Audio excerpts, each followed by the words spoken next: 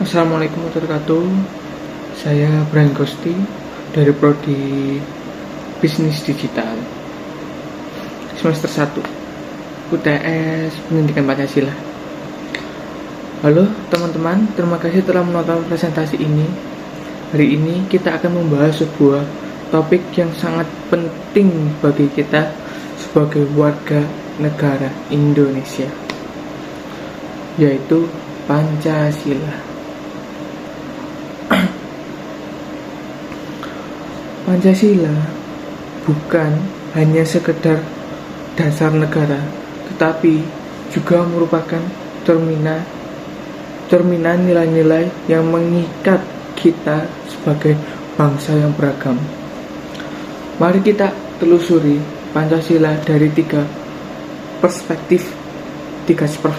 Yang pertama itu adalah sejarah, yang kedua itu adalah ideologi, dan ketiga itu ada filsafat. Jadi di akhir presentasi ini kita akan memahami bagaimana Pancasila terbentuk, apa makna ideologinya, dan bagaimana nilai-nilainya. Dan bagaimana nilai-nilainya dapat diterapkan dalam kehidupan sehari-hari. Yang pertama itu kita akan membahas tentang Pancasila dalam kajian sejarah. Latar belakang sejarah Pancasila itu apa sih? Untuk bisa memahaminya, Pancasila kita perlu melihat latar belakangnya terlebih dahulu. Sejarahnya itu adalah ada di sejarah Indonesia. Sebelum kemerdekaan, Indonesia berada di bawah penjajahan Belanda selama lebih dari 300 tahun. Penjajahan ini menciptakan kondisi sosial dan politik yang kompleks, di mana banyak kelompok mulai menyadari pentingnya persatuan. Untuk melawan penjajahan, pada tahun 1908, organisasi Budi Utomo didirikan sebagai tanda awal kebangkitan nasional. Kemudian, Sumpah Pemuda pada tahun 1928 menjadi momen penting yang menegaskan komitmen untuk bersatu sebagai bangsa Indonesia. Proses pembentukan Pancasila secara resmi dirumuskan pada 1 Juni 1945 oleh Bung Soekarno pada sidang BPUPKI. Ia mengusulkan 5 dasar yang menjadi panduan bagi negara yang baru merdeka. Dalam pidatonya, Soekarno menekankan pentingnya nilai-nilai spiritual dan moral dalam membangun bangsa. Setelah proklamasi kemerdekaan pada 17 Agustus 1945, Pancasila diresmikan sebagai dasar negara dalam UUD atau Undang-Undang Dasar tahun 1945. Ini menunjukkan bahwasannya Pancasila bukan hanya sekedar ide, tetapi merupakan hasil perjuangan panjang rakyat Indonesia. Pancasila dalam perkembangan sejarah. Yang pertama itu ada dari era Orde Lama yang sejak dimulai pada tahun 1945 hingga 1966. Pancasila dijadikan sebagai ideologi negara yang mengikat semua elemen masyarakat. Namun, implementasinya seringkali dipengaruhi oleh kepentingan politik. Itu saat era Orde Lama. Kembali lagi kita akan lanjut ke era Orde Baru yang dimulai pada tahun 1966 hingga 1998 di bawah pemerintahan Soeharto. Pancasila menjadi alat legitimasi politik. Pancasila diajarkan di semua lini pendidikan, tetapi sering ditafsirkan secara sempit untuk mendukung kekuasaan. Banyak kritik dan perbedaan pendapat ditekan yang mengibatkan munculnya ketidakpuasan ini pada kalangan masyarakat. Dan kita akan kembali ke masa sekarang, yaitu kita berada di masa reformasi yang dimulai sejak tahun 1998 hingga sekarang. Setelah jatuhnya Orde Baru, Pancasila kembali diangkat sebagai fondasi untuk memperkuat demokrasi dan pluralisme. Banyak organisasi masyarakat sipil dan akademisme berupaya menginterpretasikan Pancasila dalam konteks modern, sehingga tetap relevan dengan tantangan zaman. Sekarang kita akan masuk ke soal yang kedua pembahasan kita, yakni Pancasila dalam perspektif ideologi. Ada 5 pilar Pancasila, terdiri dari 5 prinsip yang saling terkait, dan kita akan membahasnya dalam satu persatu dengan singkat. Yang pertama itu ada Pancasila yang biasanya kita akan sebut yaitu ketuhanan yang Maha Esa. Prinsip ini menegaskan bahwa Indonesia adalah negara yang mengakui keberadaan Tuhan dalam konteks pluralisme.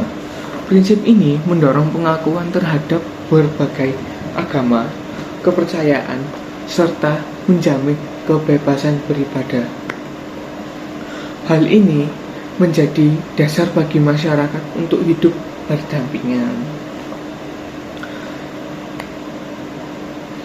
Secara harmonis meskipun memiliki latar belakang agama yang berbeda-beda. Dan kita ke Pancasila kedua, yakni kemanusiaan yang adil dan beradab. Prinsip ini menekankan pentingnya menghormati martabat setiap individu.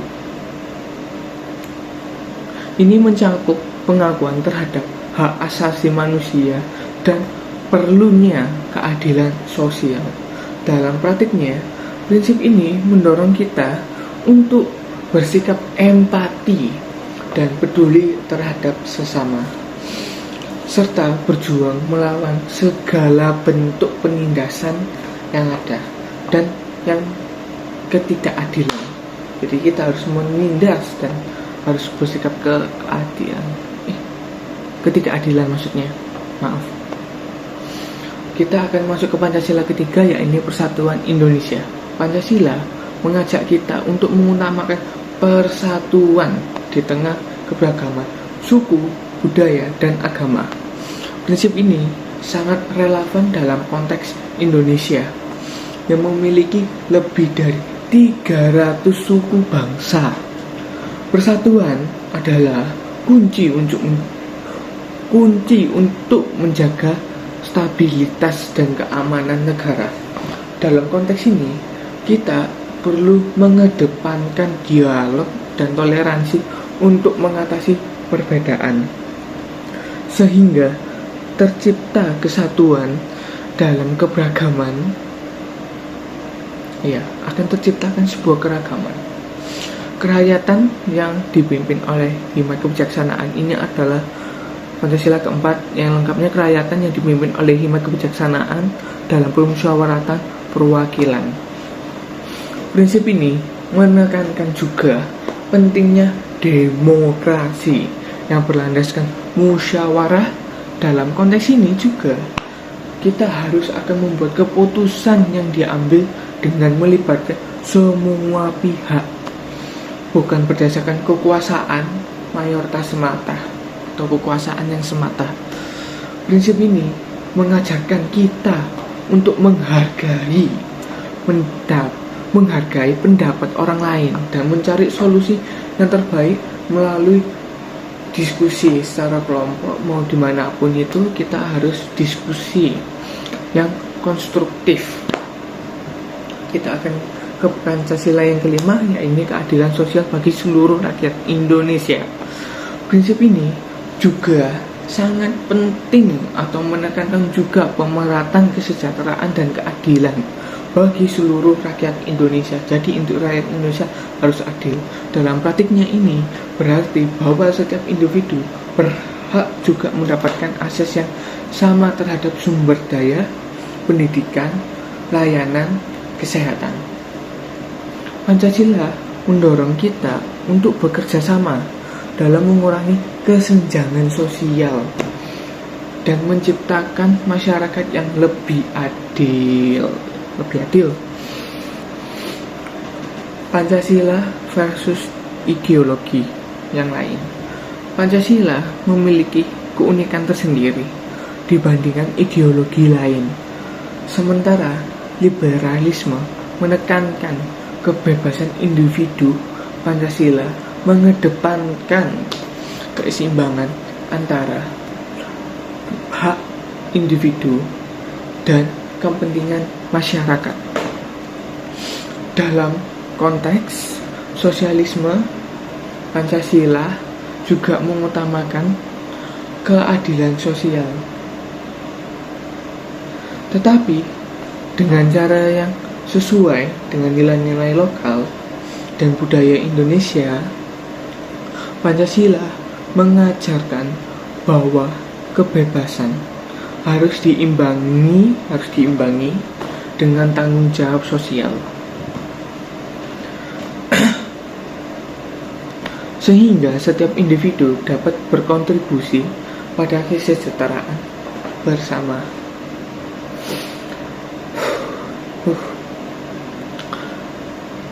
Kita kembali ke pembahasan yang ketiga, yaitu Pancasila adalah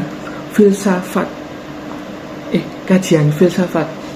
Dasar filosofi Pancasila tidak hanya terdiri sendiri, tetapi juga dipengaruhi oleh berbagai tradisi filsafat.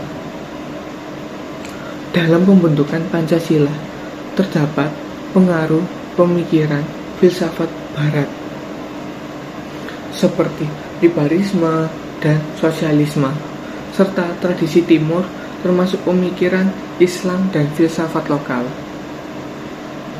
Hal ini menjadikan Pancasila sebagai ideologi yang inklusif dan adaptif terhadap berbagai nilai-nilai.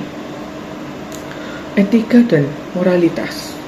Nilai-nilai Pancasila membentuk norma yang ketika masyarakat kita, misalnya prinsip kemanusiaan yang adil dan beradab, mengajarkan kita untuk saling menghormati dan menjaga martabat orang lain. Dalam konteks ini, Pancasila mengajak kita untuk berperilaku etis baik dalam kehidupan pribadi maupun sosial. Ini juga mencangkup tanggung jawab kita terhadap lingkungan dan generasi yang mendatang. Humanisme dalam Pancasila. Pancasila mencerminkan pendekatan humanis yang menempatkan manusia sebagai pusat dari segala kebijakan dan tindakan, dengan mengedepankan nilai-nilai kemanusiaan.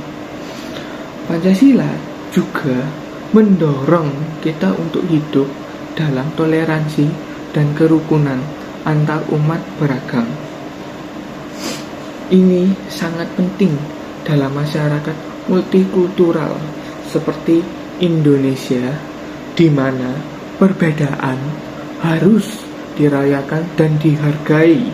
Pancasila mengajarkan bahwa keberagaman adalah kekuatan, bukan penghalang.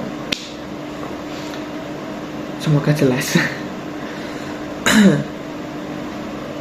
Kesimpulan dari materi ini untuk sebagai penutup, kesimpulannya adalah sebagai Pancasila adalah fondasi yang mengikat kita sebagai bangsa. Dari sejarahnya yang panjang, kita dapat melihat bagaimana Pancasila terbentuk dan berkembang seiring dengan dinamika masyarakat.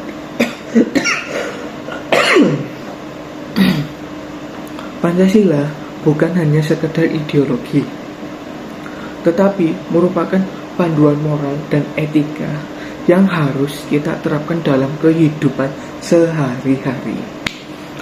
Mari kita jaga dan lestarikan nilai-nilai Pancasila agar tetap relevan dan menjadi pedoman bagi generasi yang akan datang. Sekian dari saya, presentasi saya. Mohon maaf apabila saya ada tutur kata yang salah. Saya akhiri. Wassalamualaikum warahmatullahi wabarakatuh.